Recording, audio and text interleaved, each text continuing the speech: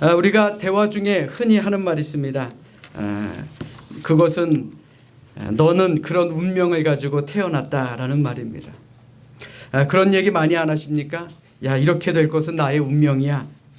또 혹은 매일 오는 신문 속에서 오늘의 운세를 열심히 찾아보시는 분들도 계십니다. 물론 재미로 보는 것이겠지요. 그래도 때로는 귀가 솔깃하기도 합니다. 아무튼 우리는 운명이라는 말을 항상 우리 곁에 놓고 산다라고 해도 과언은 아닐 것입니다. 또 많은 사람들이 운명에 어느 정도 순응하고 살아갑니다. 결혼할 때 뭐 봅니까? 사주팔자도 보고요, 궁합도 봅니다.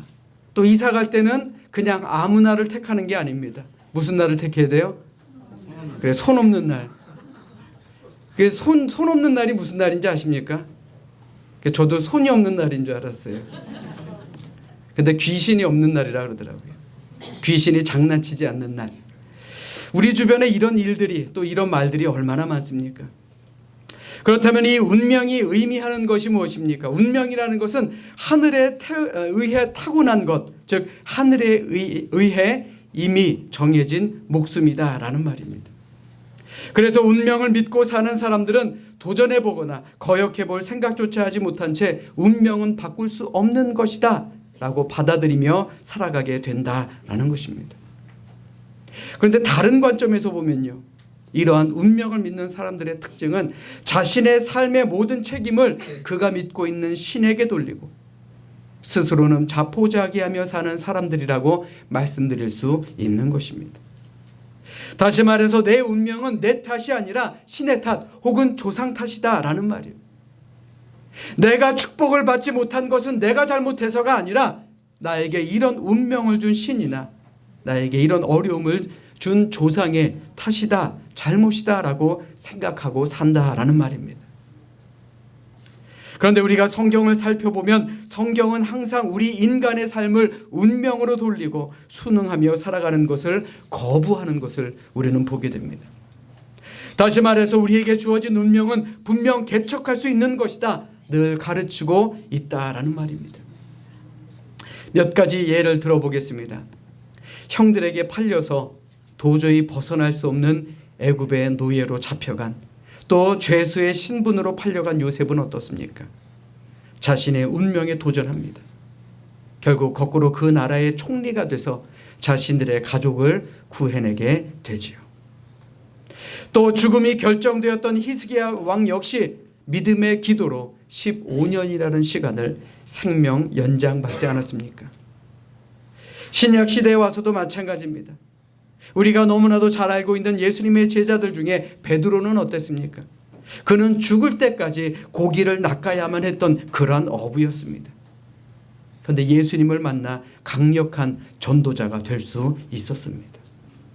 뿐만 아닙니다. 소경 바디메오가 자신의 운명의 굴레를 벗어던지고 눈을 뜨게 돼서 새로운 광명을 볼 수 있게 된 것도 성경은 자신의 운명에 순응한 사람들의 이야기가 아니라 믿음으로 살아온 사람의 성공을 말하고 있음을 우리는 알게 되는 것입니다. 이처럼 우리가 자신의 운명을 믿음으로 개척한다라는 것은 매우 중요한 일입니다.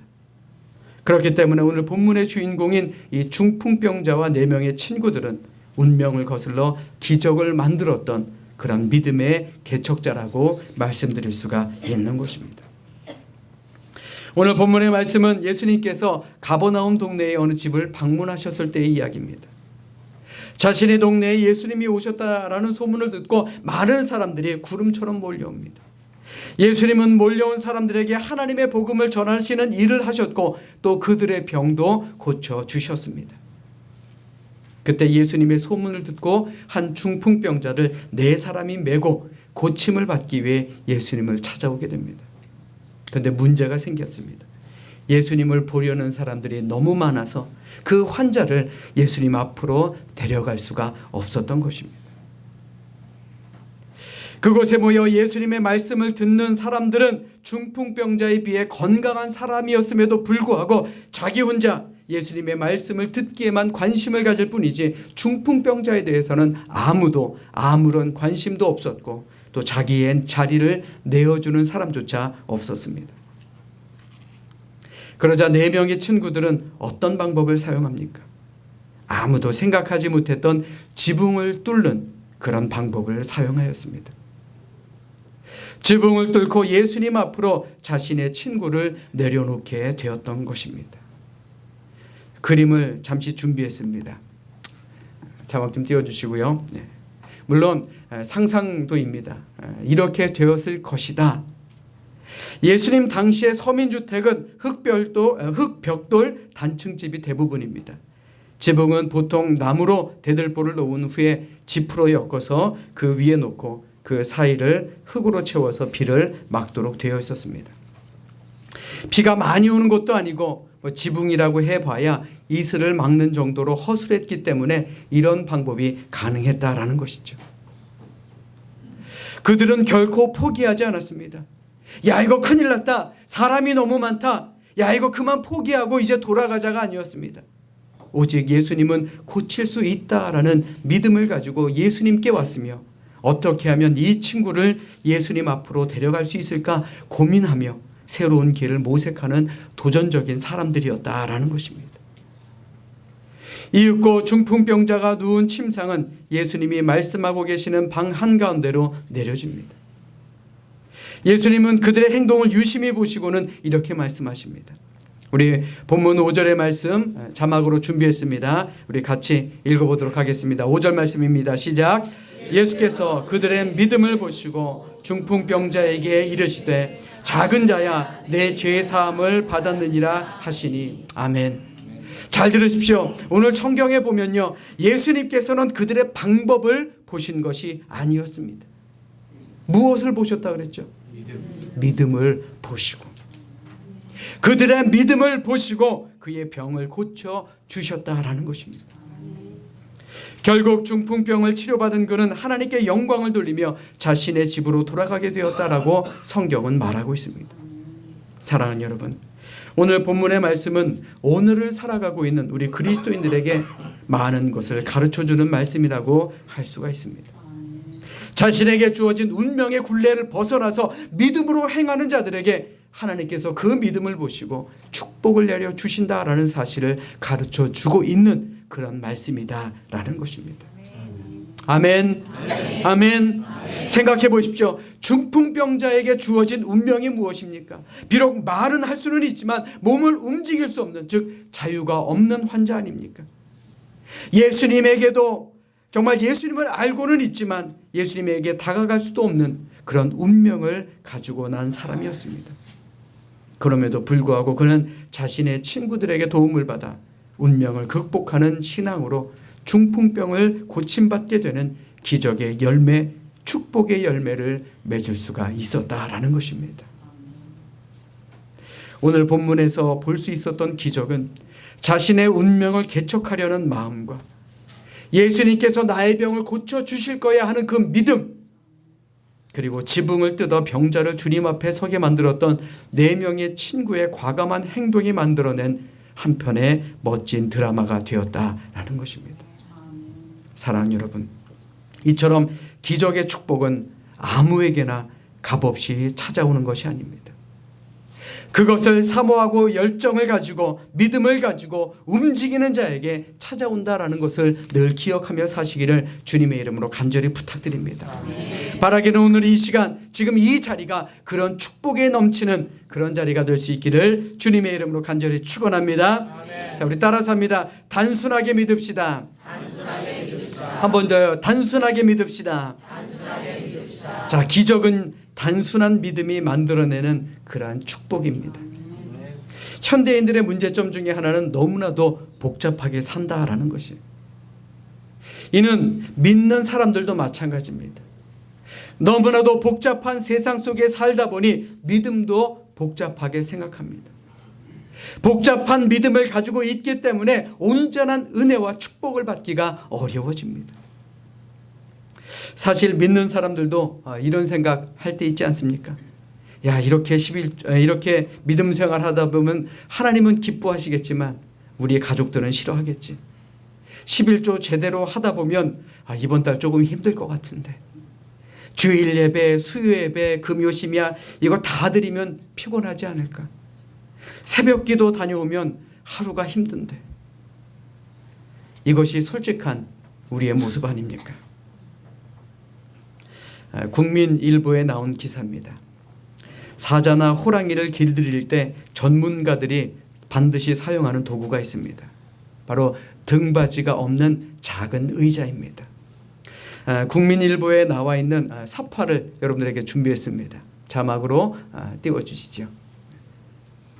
자, 저기 보시면 조련사가 의자의 네 다리를 사자의 얼굴에 들이댑니다. 그럼 사자는 어찌할 줄 모른다고 합니다. 왜 그럴까요? 사자는 의자의 네 다리에 동시에 신경을 쓰기 때문에 그렇습니다.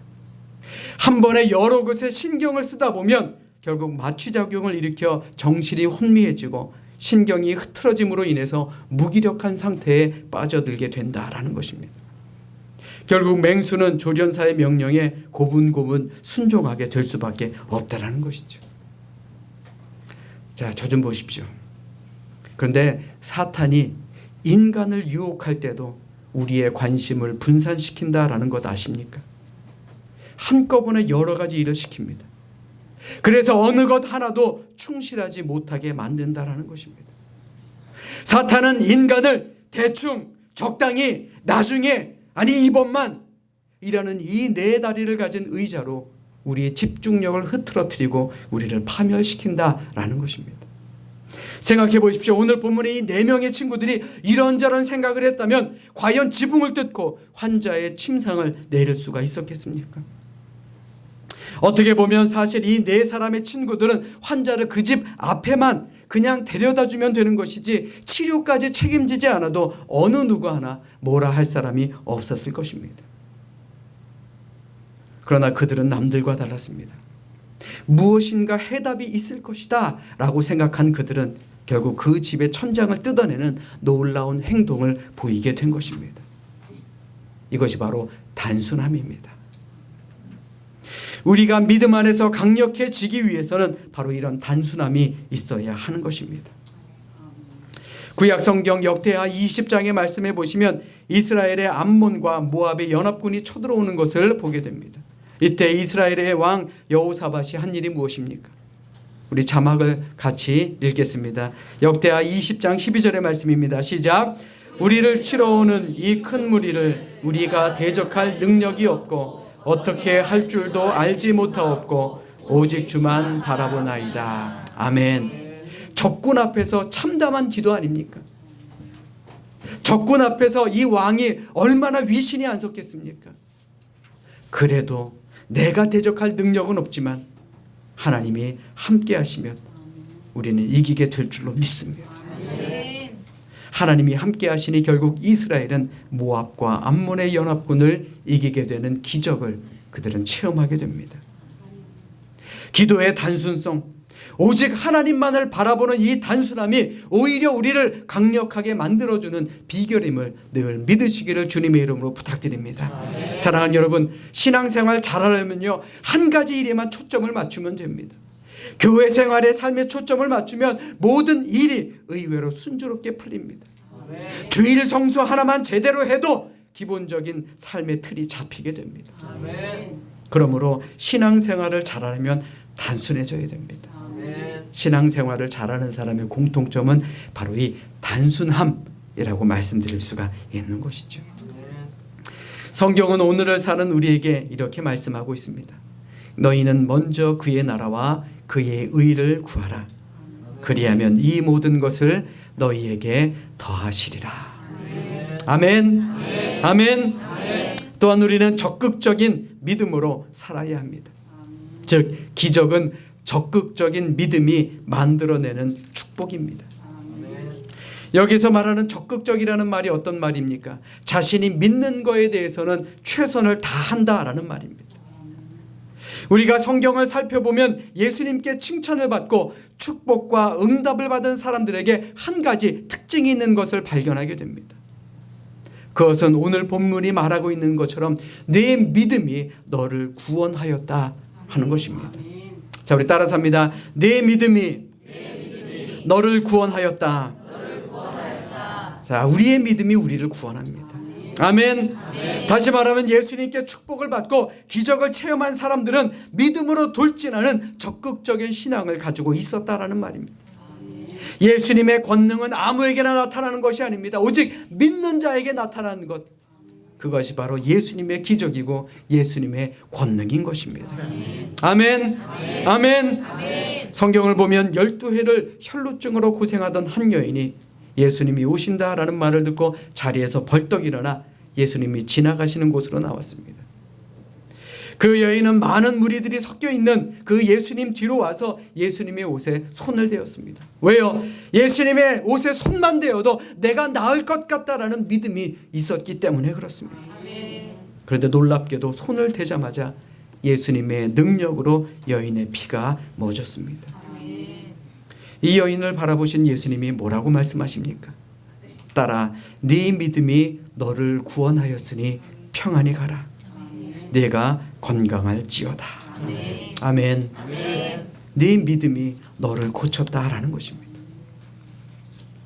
앞 못 보는 거지 바디메오 역시 예수님께서 여리고를 지나가실 때에 다윗의 자손 예수여 나를 불쌍히 여기소서라고 소리칩니다. 그 소리를 듣고 예수님께서는 바디메오를 부르십니다. 그리고는 뭐라고 물으셨습니까?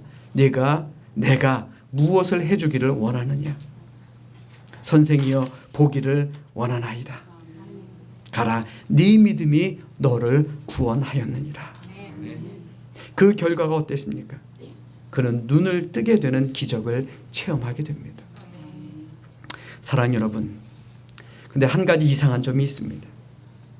예수님이 기적을 행하시던 그 당시에 예수님 주변에는 더 많은 사람들이 있었습니다. 그런데 그들은 기적을 보기만 했지 그 기적의 주인공이 되지는 못했다라는 것입니다. 왜 그런 것입니까? 한마디로 구경꾼과 같은 신앙을 가지고 있었기 때문입니다. 적극적인 신앙, 돌진하는 믿음, 그것을 가지지 못해서입니다. 내가 옷만 만져도 나을 것 같다라는 믿음, 예수님께서 나의 눈을 뜨게 해주실 것이다라는 그 믿음, 그 믿음이 그 주변에 있는 사람들에게는 없었다라는 말입니다.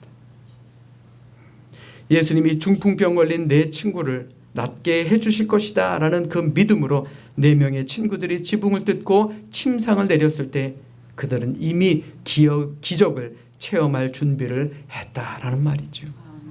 예수님께서는 그들의 믿음을 보시고 기적을 베풀어 주신 것입니다.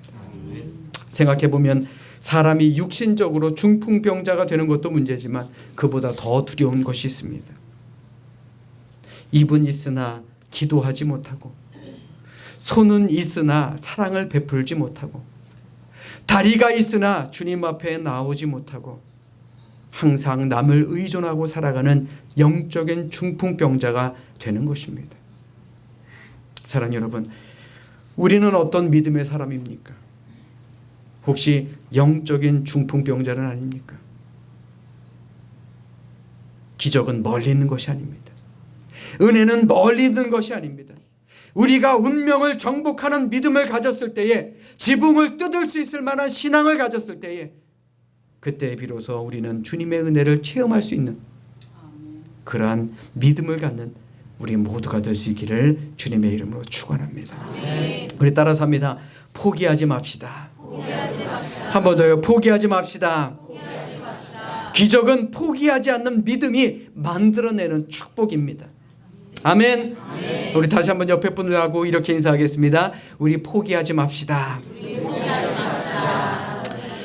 요사이 제가 젊은 분들에게 해주고 싶은 말이 있습니다. 인생은 속도가 중요한 것이 아니라 방향이 중요한 것이다. 인생을 속도로 살려다 보니까 남들에게 뒤처지는 것이 두려워집니다. 남들과 같은 속도로 달려야 되는데 세상에는 나보다 더 빠른 사람들이 얼마나 많습니까? 그러다 보니 불평하고 원망하는 삶을 살아갈 수밖에 없습니다. 그런데 또 희한한 것은 나보다 느린 사람은 아예 생각조차 하지 않는다라는 것이죠. 결국 남과 나를 비교하고 원망하다가 자신의 삶의 목표를 포기하게 됩니다. 더욱이 하나님을 향한 거룩한 목표는 더욱 빠르게 포기하지요. 하나님, 올해부터 저 예배에 열심히 참석하겠습니다. 하나님, 이제부터 교회에서 열심히 봉사하겠습니다. 하나님, 11조도 잘 드리고요, 새벽 예배에도 최선을 다하겠습니다. 얼마나 빨리 잃어버립니까? 얼마나 빨리 포기합니까? 여러분들 잘 들으십시오. 마귀의 무기는 낙심케 하는 것입니다. 사탄의 목표는 우리의 믿음을 중단시키는 것입니다. 때로 좋은 일 하다 보면 항상 낙심할 일이 찾아오게 됩니다. 왜요? 그게 사탄의 계략이니까. 그래서 갈라디아서 6장 9절의 말씀에 무엇이라고 말합니까? 우리가 선을 행하되 낙심하지 말지니 포기하지 아니하면 때가 이름에 거두리라. 아멘. 자, 우리 따라서 합니다. 포기하지 아니하면 때가 이름에 거두리라. 아멘. 오늘 본문 속에서 그들이 예수님을 감동시킨 그 믿음이 무엇이었습니까? 바로 포기하지 않는 믿음이었습니다. 죽어가는 내 친구를 살리기 위해서 남의 집 지붕을 뜯어내고 예수님이 계신 곳으로 침상을 달아내리는 적극적인 행동, 포기하지 않는 그들의 행동이 예수님을 감동시켰고 기적을 체험하는 원동력이 되게 되었다라는 말입니다. 이런 말이 있습니다. 좋은 목재는 빨리 자란 나무가 아니다. 높은 산 위에서 세찬 바람에 시달린 나무가 대들보로 쓰인다. 사랑하는 여러분, 어떤 일에도 포기하지 않기를 바랍니다. 우리의 인생에 있어서 포기하는 것은 우리에게 있어서 가장 큰 실패가 된다는 것 늘 기억하시길 바랍니다. 더군다나 하나님을 위한 일, 교회를 위한 일, 내 이웃을 위한 일 등등 견디기 힘들고 어려운 일들도 많을 것입니다. 그래도 끝까지 견디는 것이 우리의 인생에 있어서 가장 큰 성공이 될 줄로 믿습니다. 사랑하는 여러분, 이제 2019년 시작된 지 벌써 한 달하고도 반이나 흘렀습니다. 세월이 참 빠르구나, 이런 말만 하지 마시고 작은 일이라도 믿음을 가지고 시작할 수 있기를 바랍니다. 아멘. 아멘. 며칠 전 한 권사님께서 이런 전화를 주셨습니다. 목사님, 우리 3월부터 우리 선교회에서 전도를 하려고 합니다. 전도용품 좀 마련해 주세요. 잘 될지는 모르겠네요. 근데 저 이 얘기 듣고 얼마나 감사했는지 아십니까? 사실 시작이 어려운 것이죠. 제가 여러분들에게 이거 하세요, 저거 하세요 하는 것보다 저희가 이렇게 저렇게 하겠습니다 라는 말이 훨씬 더 의미 있는 것 아닙니까? 또 믿음을 가지고 일하면 하나님께서 분명 기적을 허락해 주시지 않겠습니까?